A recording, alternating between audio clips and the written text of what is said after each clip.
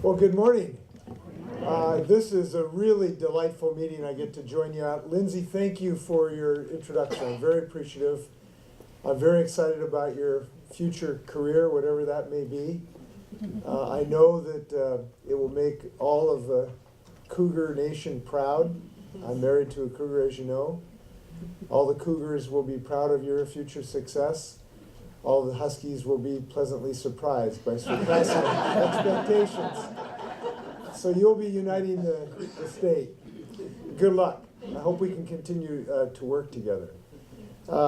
This is a real delight to be at the first Student Achievement Council meeting, and I can't think of a more important group or a more promising group.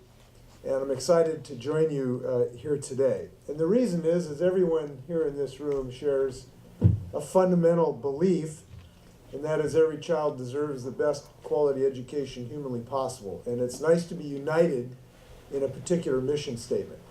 And I think we've got the right group to make sure that we do just that. I'm proud of our state. I'm proud of a state that enshrines education as the paramount duty of the state of Washington. And not every state has that enshrined in their constitution. And it is something that unites us east and west and urban and rural. So it's great to be associated with people who have that in their bones and in their heart. I'm excited to say I'm a product of the public schools of the state of Washington. I have the public schools of the state of Washington very deeply ingrained in my family. My dad was a great teacher and coach at Garfield and South High School. And I have to tell you, one of the most pleasant things I get to enjoy is that as I go across the state of Washington, I meet these 68, 70-year-old people who come up and say, "Are you Frank Inslee's son?" He was my biology teacher at South High School, and I became a doctor because of him. Or he straightened me out. And these are amazing stories I hear. And when I hear these stories, I realize the opportunities we have to make a difference in kids today by giving them the experience of having a great teacher. So I'm excited to work with you to make sure that that is the case. Now, I don't want to leave out my brother, who's an art teacher at Squalicum, or my brother and sister-in-law, who are retired teachers from East Wenatchee as well. And now what I see is that we are seeing great educational experiences in places across our state.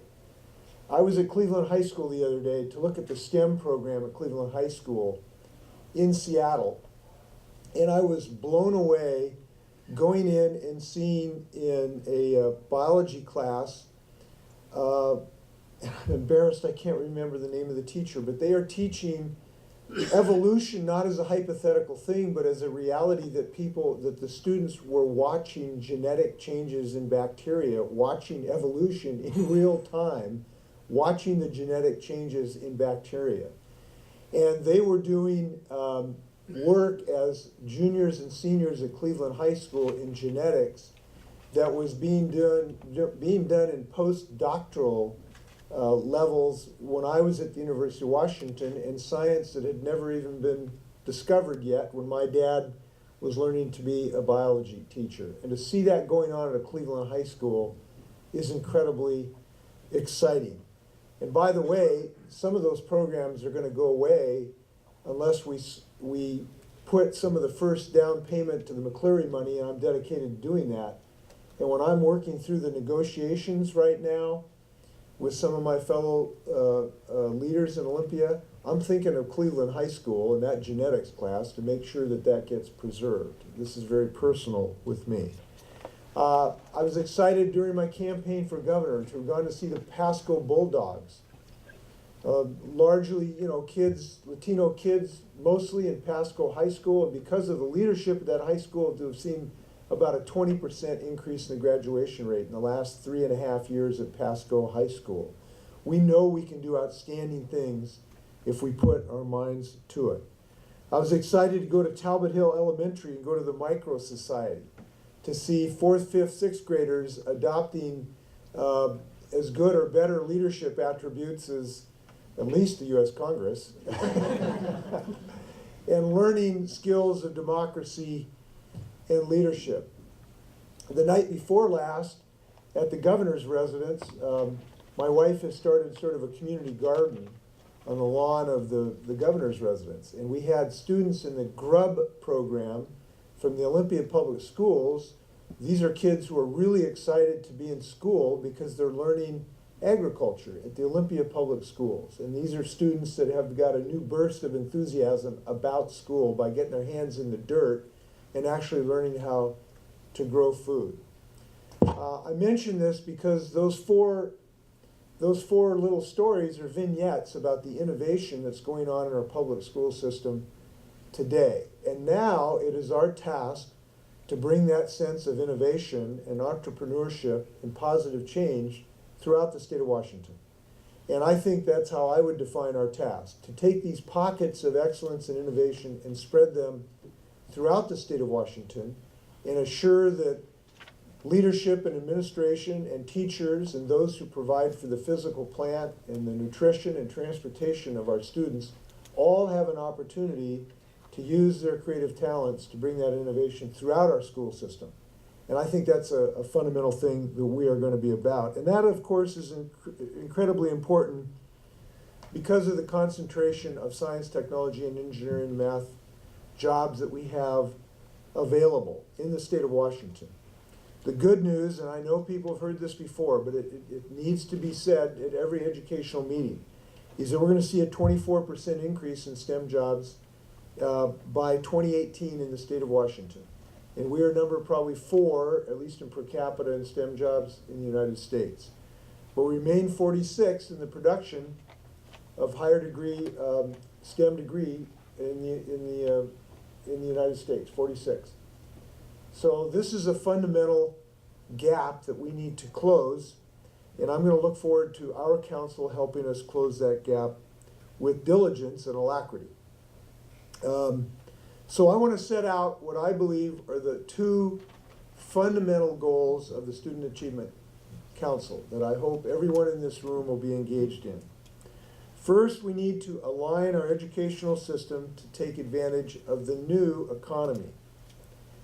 Because with the new economy comes new opportunities, but we have to align those opportunities with the production of students with the skills to take advantage of those new opportunities. So the first goal I see as a Student Achievement Council as an alignment of our system of education with the new economy that our students, young and old, can take advantage of. Alignment. And second is a shifting of a mission statement of our educational system from a K through 12 system, which had rural agricultural roots, to a truly high quality lifetime system, where throughout our lives, Washingtonians can plug into an educational system to be able to be adept and flexible and fluid to take advantage of the changing economy that will now be changing every 3 or 4 years in fundamental ways. So I think this council has 2 words I'd like to focus on. One is alignment, and the second is lifetime education. And I think those are challenging things to do, but they are both possible, and we're seeing it happen in pockets across the state of Washington. Now, we also have a great opportunity to rethink how we work with the business community to build powerful and effective partnerships that will help students access training and education for successful careers. And I think this is very important because I think giving our students a vision statement and a realization of what they can achieve if they really get involved in education is really fundamental to our task. And where I've seen this happen, we have achieved tremendous results. I was at Rainier Beach for signing a bill last week that will allow students to get credit for math class by taking a computer science class. And at Rainier Beach, they had a program of bringing in folks to provide some mentorship capability in computer science for students. And a young woman, first name is Ephraim, I can't remember her last name. She got up and said, they had these business people come into our class, and I heard about this computer science. She's a ninth grader, she's a freshman at Rainier Beach. And she said, well, maybe I'll try that, just kind of like, like you go out on a date on a Saturday night. I'll just try it one time and see if it works out. But now, because of what I've seen with some of these mentors and about computer science, I didn't just have a first date. I'm in a committed relationship with computer science. And I thought, what a great way to describe her vision statement of her future. She's in a committed relationship with computer science. And it happened because we had some business people who were willing to help people, young people, see a vision. I saw the same thing at Lincoln Center in Tacoma, where we had Concur and some other companies had come in to provide an experience for students. And once these students could see their future associated with an experience in school, really great things can happen. So we know that engaging the business community is very important in this alignment process. Now I want to thank everybody involved in this process. And I want to note the contributions of Lindsay, Marty Brown, Raymond Lawton, Paul Francis, Scott Brighten, and I want to look forward to working with the whole council in this great group. But we've been joined this month by our 4 new members. And I think the 4 new members of the council represent the tip of the spear of larger communities that we hope to engage in this revolutionary process. First, Jeff Charbonneau. And I just can't think of someone who ought to give us more a sense of optimism than Jeff. Now, I want to note that the 2012 National Teacher of the Year is not from Florida and not from Texas, but from Zillah, Washington. And I think we just ought to give him a round of applause just to celebrate that. Jeff's a board-certified STEM teacher. He created a robotics competition program. He got a certification so that his students can receive community college degree credits while they're at Zillah High School. And if anyone doubts the presence of brilliant teaching in our public schools, just go ahead and take a look at what Jeff is doing at Zillah High School and the success he's had.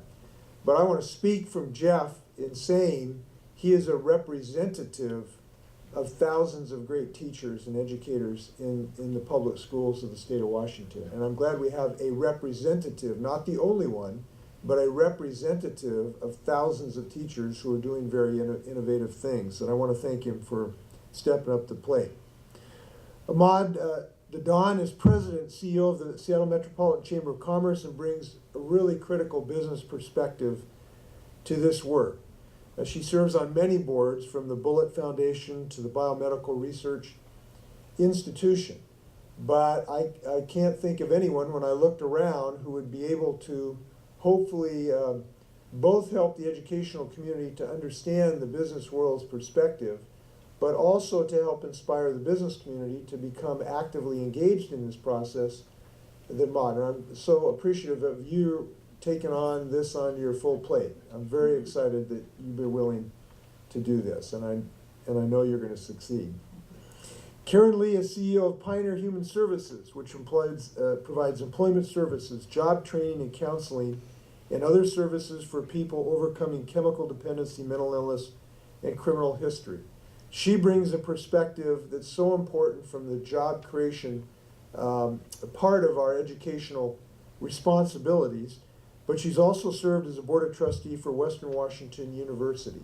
And I think that combination is just dynamite, to be able to have both a job placement creation view, dealing with people who've had some challenges in life. So Karen has a review of folks who haven't had the straight to Harvard program, right? So she understands giving multiple ways of giving people an educational experience, and she has a tie to the university program. So I want to thank her for taking on this responsibility. Dr. Susannah Reyes is Assistant Superintendent in the Pullman School District and will be the Assistant Superintendent for special programs in the Meade School District beginning in July. She brings, I think, a unique perspective in that she's a first-generation college graduate, earned all 3 of her degrees at Washington State University, and has a recognition of students who've come up through, some real challenges, and now she has a tremendous opportunity to understand the college perspective as well as our public school K through 12 perspective. They're going to be working with Dr. Jean Sherritt, who's come on June 1st, and I can't wait to see success.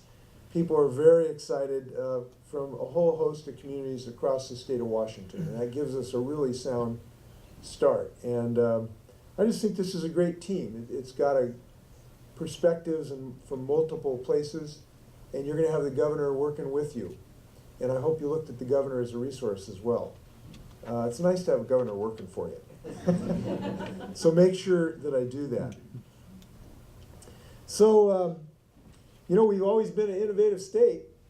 There's challenges in education, but we have a culture here in the state we need to tap into. I mean, a state that's led in innovation in aerospace, it's led in software. There's no reason we can't lead in public education as well. We have that culture of innovation, and we need to call all of ourselves to that fundamental value.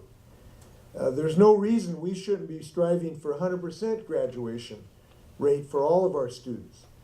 There's no reason we can't work together to close the opportunity gap that still exists, so the children start school fully prepared to learn, so they graduate fully prepared for the next step.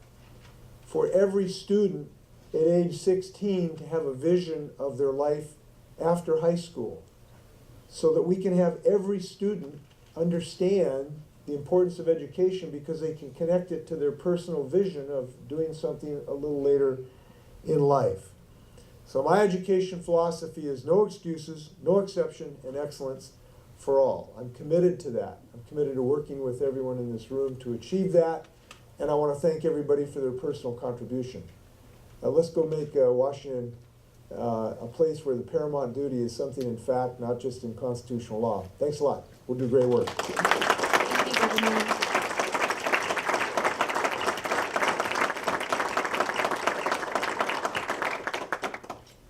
Thank you, Governor Inslee, for your speech. Thank you.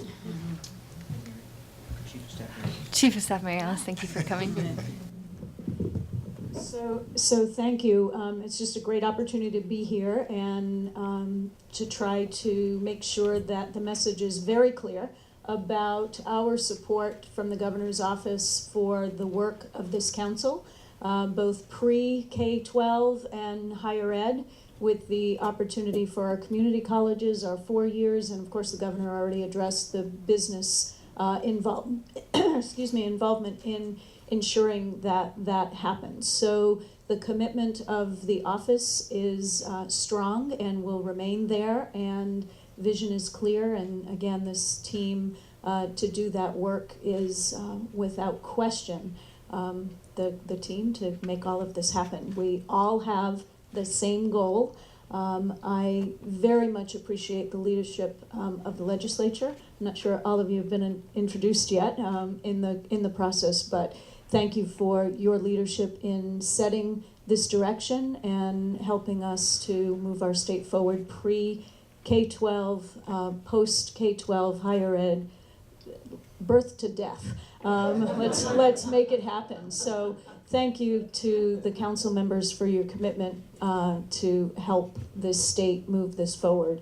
And again, I just appreciate the opportunity and your past work, present work, and absolutely future work. So thank you. Time frame, I'm not sure, Lindsay, if there are any questions of the council for the governor.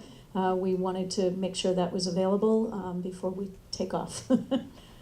Yeah, let's take about 5 minutes, council members. Let me add something too. I just thought of something I should say is that we want the council to feel free that you're working with our whole team in the executive branch too, not just what you might think of folks in the educational realm.